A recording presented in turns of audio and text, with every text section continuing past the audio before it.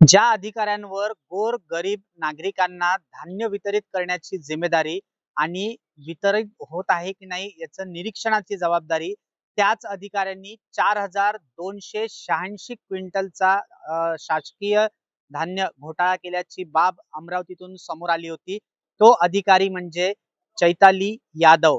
चैताली यादव नामक एका पुरवठा निरीक्षक अधिकाऱ्यांनी चक्क 4286 क्विंटल धान्यचा घोटाळा केल्याची बाब समोर आली होती आणि त्या अधिकाऱ्यांच्या संबंधातील जे कर्मचारी असतील किंवा स्वस्त धान्य दुकानदार असतील त्यांची मूर्तिजापूर तहसील कार्यालयामध्ये चौकशी सुरू असल्याचा प्रकार समोर आलेला आहे।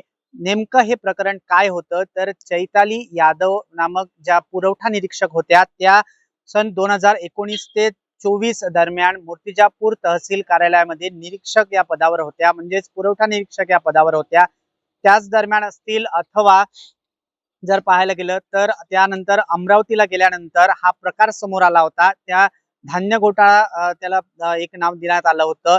जे स्वस्त धान्याचं जे गरीब नागरिकांना पुरवल्या जाणारं प्रशासनाच्या वतीने धान्य आहे त्या धान्याची अफरातफर असेल किंवा काळ्या बाजारात विकल्याचा प्रकार हा समोर आला होता।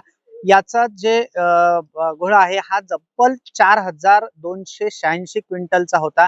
या व्यतिरिक्त काही आणखीन बाब समोर येतं का या घटनेमध्ये, या प्रकारामध्ये आणखीन कोणी कर्मचारी सहभागी आहेत का हे पाहण्याकरता जिल्हास्तरीय पुरवठा समिती विभागाकडून एक समिती स्थापन करण्यात आली।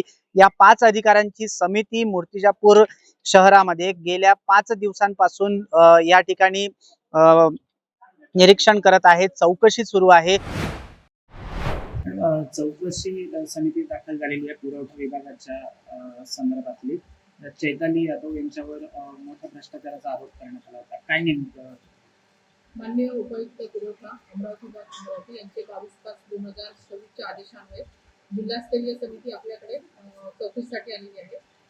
दिनांक 6 सप्टेंबर 2019 ते 20 सप्टेंबर 2024 पर्यंतचं आपल्या इथून पुरवठा भागातून पासिंग झालेलं धान्य आणि पुरवठा आपल्या शासकीय गोदाममधून दुकानदारांना वितरित झालेलं धान्य यांच्या पूर्ण रेकॉर्डची तपासणी करण्यासाठी एकूण 5 लोकांची चौकशी समिती आपल्याकडे आलेली आहे। त्यांना रेकॉर्ड उपलब्ध करून देण्यात आलेला असून सदर ही चौकशी आपल्याकडे सध्या सुरू चालू आहे।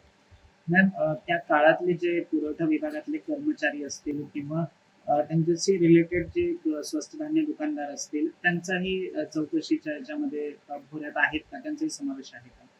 त्या कार्यकाळात म्हणजे कार्यरत असलेले FSI त्यांना आपण या ठिकाणी म्हणजे पत्र देऊन बोलावून घेतलेलं आहे, जेणेकरून चौकशीच्या कामामध्ये त्यांची मदत होईल।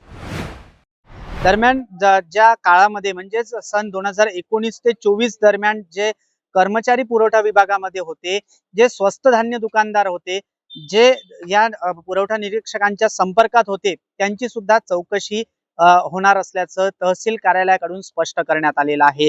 येणाऱ्या काळातच म्हणजे काही येणाऱ्या दिवसातच हे स्पष्ट होईल की नेमका यामध्ये कोण कोण स्वस्त धान्य दुकानदार दोषी आढळतं अथवा कुठले कुठले कर्मचारी या घोटाळ्यामध्ये सहभागी आहेत। अशा कर्मचारी असतील किंवा स्वस्त धान्य दुकानदारांवर लटकती तलवार असल्याचं चित्र स्पष्ट आहे।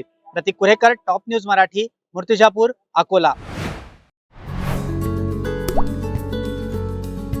आता जोकासू STP या अत्याधुनिक जॅपनीज तंत्रज्ञानाने सुसज्ज quick installation, energy efficient, noiseless blowers, low maintenance या आणि अशा वैशिष्ट्यांनी परिपूर्ण जोकासू STP तंत्रज्ञान प्रकल्प उभारणीपासून ते विक्री पश्चात समाधानकारक सेवा देणारी, भारताबरोबरच परदेशात देखील प्रकल्पांची यशस्वी उभारणी करणारी company Deccan water treatment private limited.